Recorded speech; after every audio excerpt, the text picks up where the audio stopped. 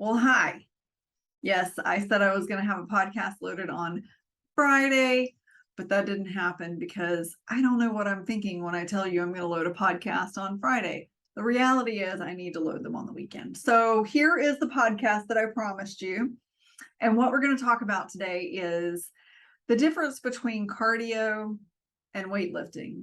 And so I found this really cool filter that I thought you would enjoy that kind of shows old school televisions, because I believe that a lot of the information that we receive about how we should work out and what we should do for weight loss or just overall heart health is old school. So you get old school vision today, all the way down to a little bit of blurriness with me, but I digress.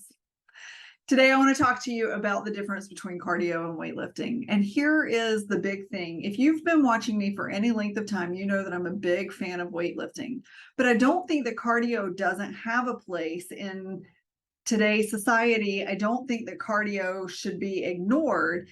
I just know from my own personal experience, from my own personal educational journey, and from my own personal fitness journey, that when I'm lifting weights, I'm getting a lot more. So let's kind of dive into cardio just a little bit. Most people think cardio, they think running, they think jazzercise, they think riding a bike or jumping on an elliptical, and all of those things are really good if all you're trying to do is expand your cardiovascular capacity. That's great. But there are studies that came out back in the 80s that talked about cardiovascular disease and people who only did cardio. So elite runners were falling over dead in their 40s. The average age was 42 because all they did was run. They just exerted so much energy running. But what they also did was fuel their body with carbohydrates, which we have now started to learn are actually detrimental for heart health. Not all carbs. I'm not trying to put a kibosh on carbs, and that'll be a whole other subject that we talk about in the next couple of weeks when we bump into pillar number 3 with nutrition. But we are talking about pillar number 2. Pillar number 2 is about exercise, and cardio is great. You definitely want to boost your heart rate because it does help you lose weight. But what helps you lose weight most is when you're lifting weights, when you're building muscle. There is so much truth to muscle burns more calories than fat, because when you have muscle, your body is repairing itself. Your body is building. Your body is utilizing all of the proteins that you put into it to put into those muscles and make them stronger. And so when you're lifting, especially if you lift heavy, and women, I know that there's a lot of information out there about lifting heavy does not cause big, bulky muscles. And that is so true. You will not get bulky. You will not be scary. You pretty much have to work out in a gym 4 hours a day if you want to have bulky muscles. So don't worry about that, but lift heavy. I squat with 45 to 50 pounds. I do lunges with 20 to 25 pounds in each hand. I don't squat with 45 to 50 pounds in each hand. I squat with about a maximum of 30 pounds in each hand, just because it hurts my forearms. But my point being, when I do any kind of weightlifting routine, including upper body, my heart rate goes sky high because you're moving. And there's hit with cardio or hit with weightlifting. If you're lifting weights and you're doing side lunges, side to side, and you're doing backward to forward lunges, and you're, getting into that squat and doing a pulse squat, you're boosting your heart rate. There is cardio in every weight workout that you do, as long as you're lifting heavy. If you're doing a 5-pound weight workout and squatting, yeah, you're going to boost your heart rate up a little bit, but it's not going to be cardiovascular. My heart rate will go as high as 180 beats per minute when I'm doing weightlifting. And that's high. I mean, that's like anaerobic high. I actually don't know if it goes that high anymore, but it used to. I'm in such better shape today.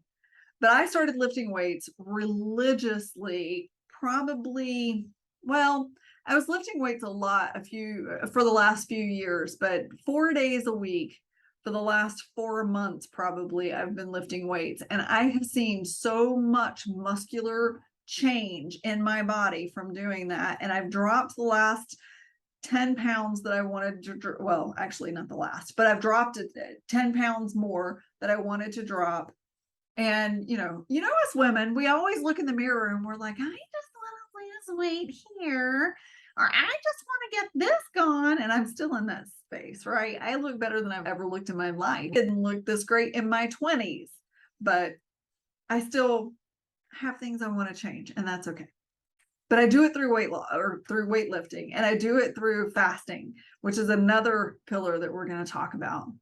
But today I want you to really put some thought and ideas and concepts into the difference between lifting weights and cardio. If all you're doing is running, jogging, riding a bike or an elliptical machine, something like that, you're not getting the power that you want to find in your muscles.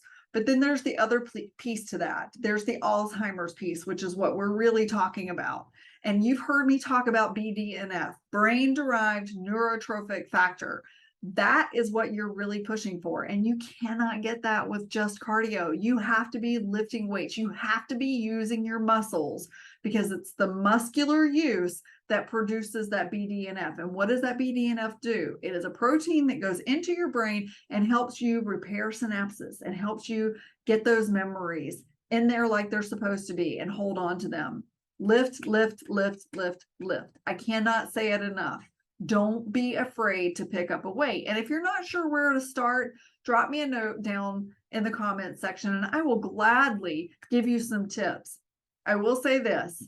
You want to make sure you protect your back. You want to make sure that you're not lifting so heavy that you're sore for 4 days and won't pick up a weight again. So start within what you believe is your realm of capacity. Don't feel like you need to go lift a 50-pound weight the first time you ever lift weights. Start with 10, start with 5, but be sure to continue to gradually upgrade your weight load. Be sure to increase, because if you're not willing to increase, then you're never going to see the change that you're looking for. You're never going to feel the change in your memory. You have to constantly be challenging your body. Part of Alzheimer's prevention is a challenge. You're challenging yourself to get better sleep. Challenge is a hard word. You are challenging yourself to get better sleep. You are challenging yourself to get more exercise and more weighted workouts in. You are challenging yourself to eat better and fast more. And you are challenging yourself to have a better mindset. So those are the 5 pillars.